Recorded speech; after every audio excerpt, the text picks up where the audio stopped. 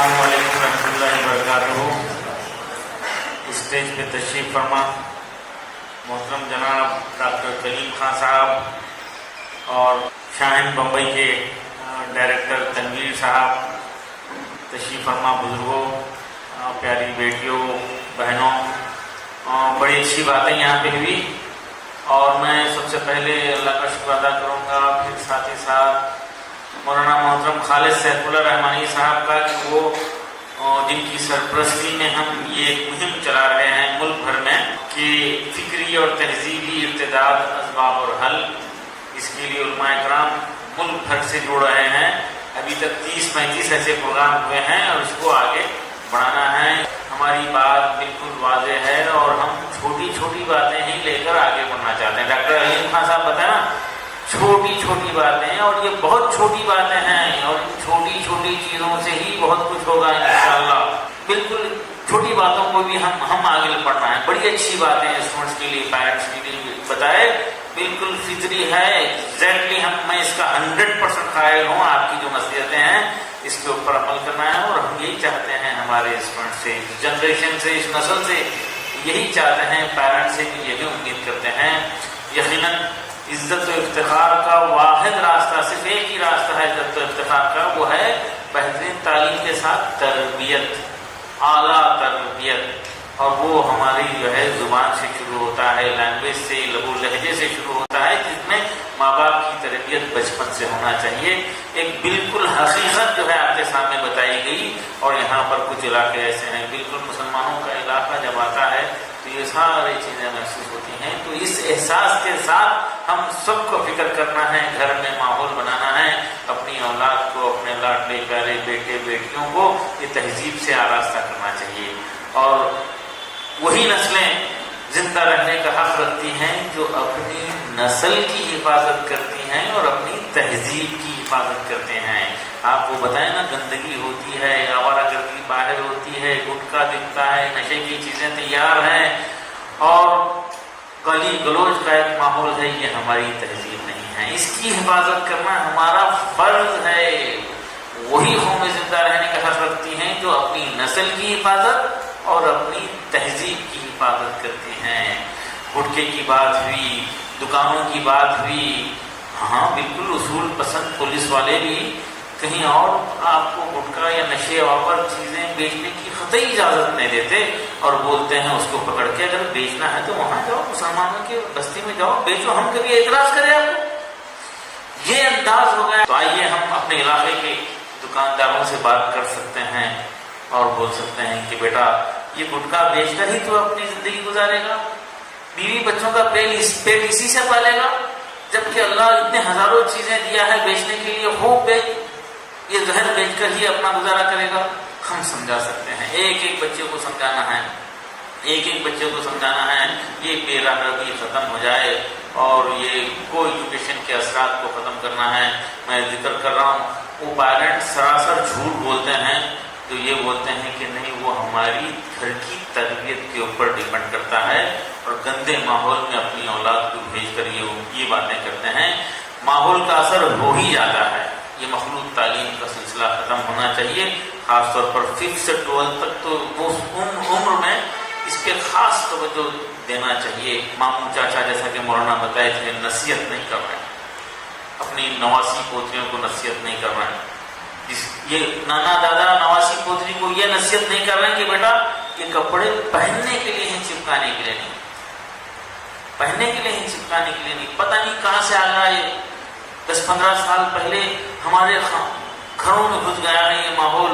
एक लेगिंग्स नाम की चीज़ आ गई और वो भी स्किन कलर की जो है सिलेक्ट करके जो है नवासी पहनी हुई है। नाना खामोश है, माँ बाप बिल्कुल अभी बता रहे हैं कि नहीं बम्बई जैसे माहौल पर मुश्किल है, बल्कि मुझे अभी कोई साहब बैठे बैठे बता रहे थे ये कतई मुश्किल है। अमेरिका में मुश्किल नहीं है तो यहाँ कैसा मुश्किल है? लंदन में हमारी बेटियां सलीके से हैं और बेटे माशाअल्लाह माहौल हासिल कर रहे हैं, तो यहाँ कैसा मुश्किल है? ये इरादा करना है और ये वादा करना है और आज इस किस्म के कपड़ों को जलाने के लिए तैयार हो जाना है। और कौन कौन मेरी इस बात से मुत्तफिक हैं, बेटियां कम हाथ उठा रहे थे, पता नहीं क्या वो झिझक रही हैं, یہ اگر کسی کے گھر میں ایسے کپڑے ہیں تو ان کو آج جلانا چاہیے. کون کون اس بات سے متفق ہیں؟ ہاتھ اٹھائیے. متفق ہیں؟ کسی کے گھر میں اگر ہیں تو میری بات سے متفق ہیں. آج یہ عمل کرنا ہے اور یقیناً اس کے اثرات بہت دور تک جائیں گے.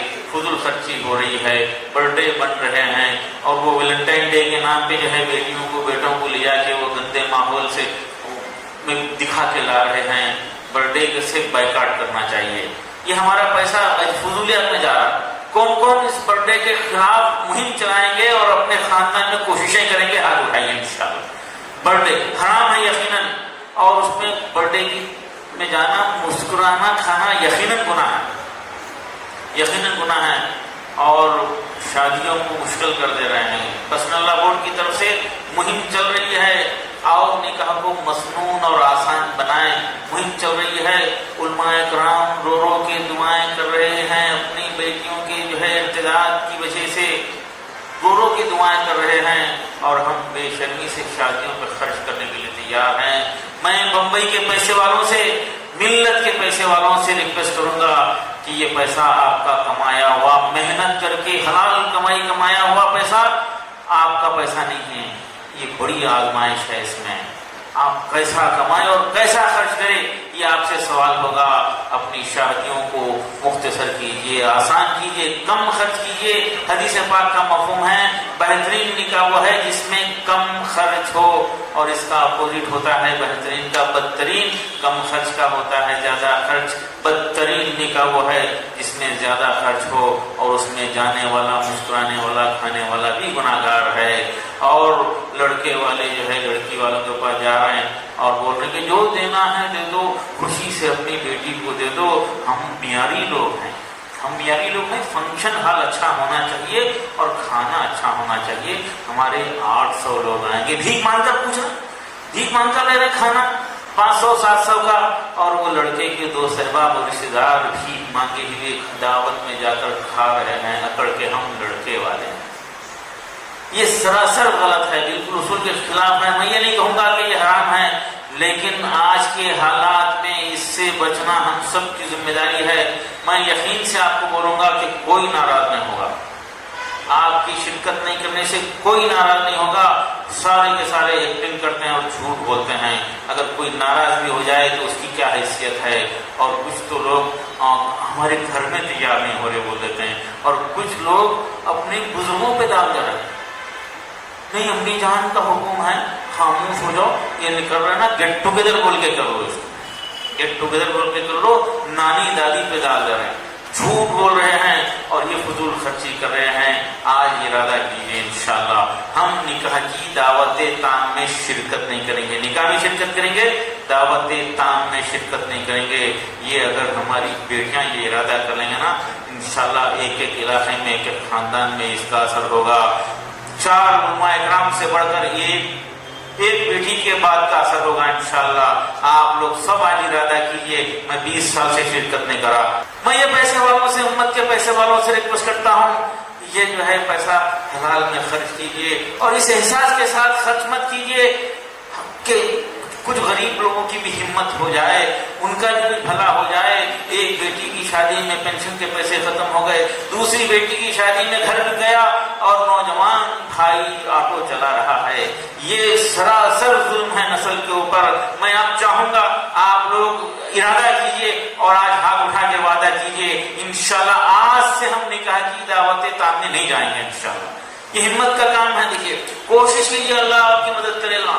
یہ ہم کو کرنا ہے اور برائیوں کو اسی طرح سے ختم کرنا ہے. گالی گلوچ کے ماحول کو ختم کرنا ہے، یہ بےہودہ کپڑے پہنانے کے ماحول کو ختم کرنا ہے، شادیوں میں فضول خرچی ختم کرنا ہے. حلال کمائی کما کر اپنی اولاد کے لیے رکھ کر جائیے. یہ جائز ہے، اس کی گنجائش ہے، اس کی گنجائش ہے. ضرور رکھ کر جائیے. اپنی نوجوان نسل کی معیشت کو ٹھیک کرنے کی کوشش کیجیے اور ہمارے تعلقات کو بہتر کیجیے. لیجیے. کل بیلگام میں ہم ذکر کر رہے تھے یہ مسلکی مسائل کو سرے سے ہٹا دیجیے اور بالکل تعاون کے ساتھ ایک دوسرے کے سپورٹ کے ساتھ رکھیے اور ساتھ ہی ساتھ برادران وطن سے بھی اچھے تعلقات رکھیے. ہماری ریکویسٹ ہے، ماننا ہے کہ ایک ایک مسلمان 5 برادران وطن سے اچھے تعلقات پیدا کر لے، ان سے دوستی کر لے، ان کے غلط فہمیوں کو دور کر دے اور ان کے لیے دعا کرے اور حجت پوری کر لے. پورا ملک ہمارا ہے اور امن امان میں کنٹریبیوشن ہمارا ہونا چاہیے.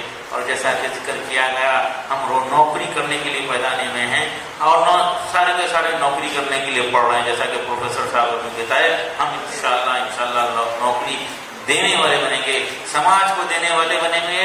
اس ہمارے پیارے ملک ہندوستان، مہان دیش ہندوستان کی بھارت کی جو ہے کو دینے والے بنیں گے، اس کو کنٹریبیوٹ کرنے والے بنیں گے. یہ جذبے کے ساتھ نسل کو تیار کریں گے، بھائی چارگی پیدا کریں گے اور ماحول کو بہتر کریں گے.